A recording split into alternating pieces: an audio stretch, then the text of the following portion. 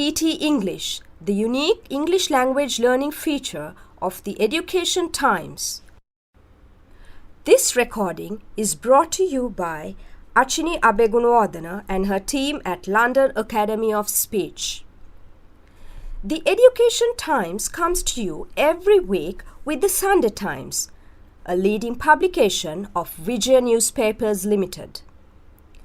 ET English introduces a unique way of learning English through stories. It has a short prose passage taken from a novel, a picture story, both of which are being published in episodes every week. All the lessons and activities that are given in the feature are from these two stories. Many English scholars accept that when you learn a language through stories, you remember them better. Further, the picture story will complement this by adding the visual component as well, where it will help the readers create vivid images in their minds, helping them to remember those dialogues and words through those incidents. The first episode of ET English appeared in the Education Times section on the 13th of September 2015. Now, we are going to bring the audio version of this feature where you can listen to the stories and lessons. First, the picture story, secondly, the novel, and finally, the lessons. To get the best out of this feature, we suggest that you get a copy of the Education Times and also a dictionary. It will also help if you have read the feature once or twice on your own. At the same time, try to get the correct pronunciation by listening to the audio attentively and repeatedly and trying to read it after every dialogue, emulating the voices that you hear.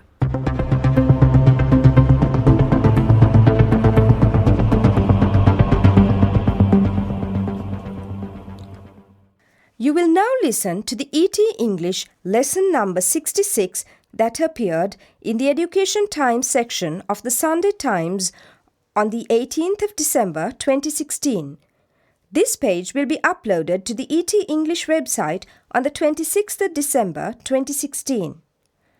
We begin with Aijanas, written by Ranjit Gunaratna and illustrated by Anton B. Pereira. Episode 56. We haven't recorded the anchoring script yet. Oh yes, the script is ready and I'm doing the comparing myself. Great, then we can record it right away. Mali, is it okay if we leave now? Yes, Saki, do you want me to drop you? No thanks. Sirisena will come to pick us up. Nuani is giving Nimali a lift home after the recording. When your exam is over, let's go to our home in Balangoda. I will have to ask Amma. Come with your family too. I'll talk to my mother and let you know. A couple of days later, Nimali meets Dilki and Nuanyaki invited me to their house in Balangoda. Nimali, why do you think Sahas is doing all these things for you? You mean sponsoring my album? Yes, that among other things, like inviting your family. No, Dilki, you are wrong. It is not Sahas. Then, who is it?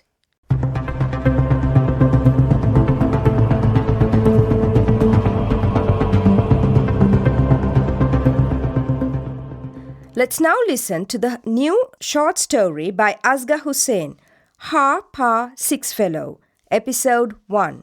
Nearly 40 years after he stowed away on a ship bound for Southampton, England, Justin Sirimana returned to Sri Lanka. He disembarked from the plane, reverently inhaled the air and said, "It's so great to be home." Over the past few years, Justin had been haunted by a profound nostalgia for his homeland. He often remembered the good times he enjoyed as one of the Bambalavatta boys in the 60s. England, of course, had its own charms, and he earned a decent living doing various jobs in the port cities of Southampton and Liverpool. But as time passed, he yearned to return to the land he left behind.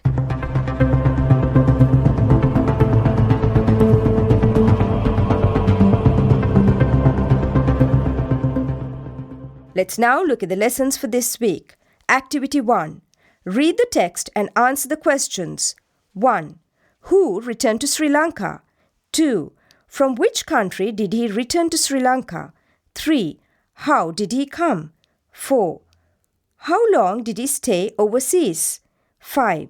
Where did he do various jobs? Activity 2. Read the text and find similar words from the text to the words given below. 1. Landed.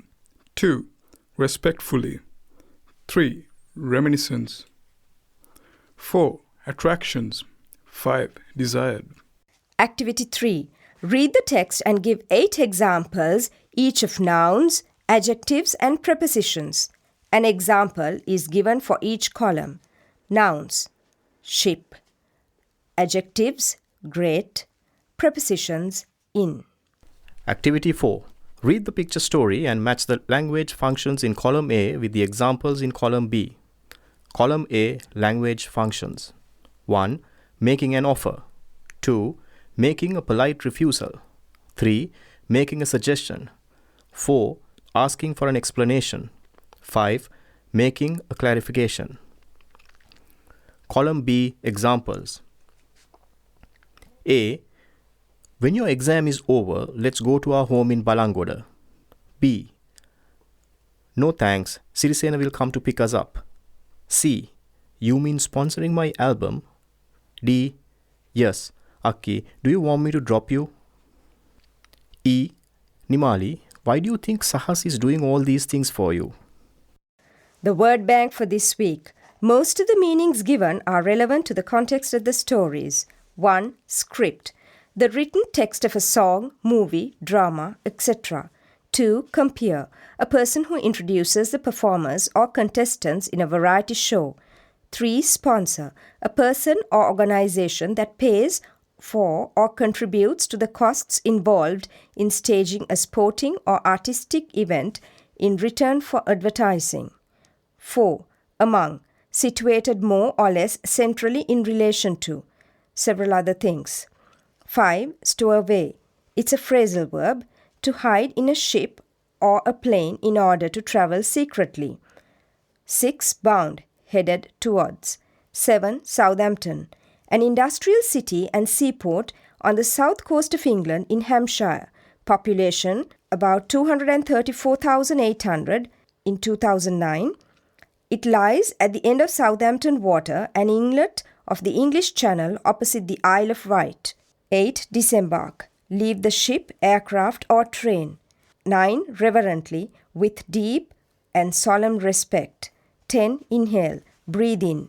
Air, gas, smoke, etc. 11. Haunt. To affect deeply. 12. Profound. Of a state, quality or emotion. Very great or intense. 13. Nostalgia. A sentimental longing or wistful affection for a period in the past. 14. Charm.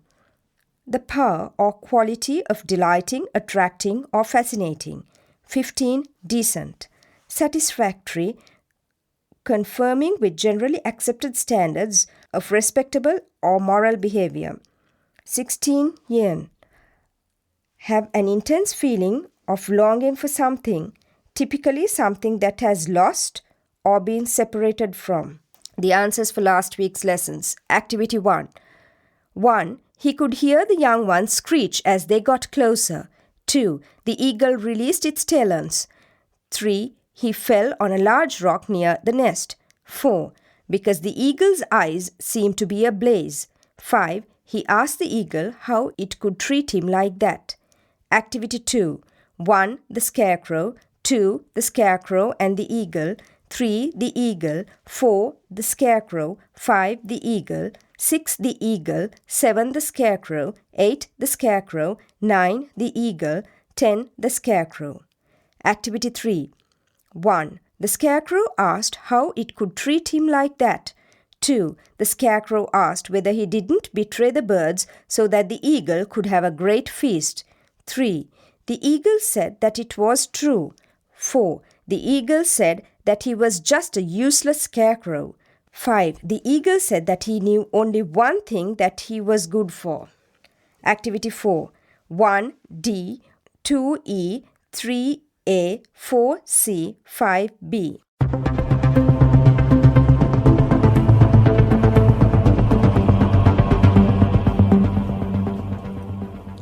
Dear listeners, thank you very much for taking the time to listen to our recording brought to you by the London Academy of Speech. You are welcome to give us your feedback and suggestions on the telephone numbers and the email address given in the ET English feature in the Education Times section. This recording has been voiced by Achini together with Channa and Naushika. We shall meet you again with ET English lesson number 67. Until then, goodbye and happy learning.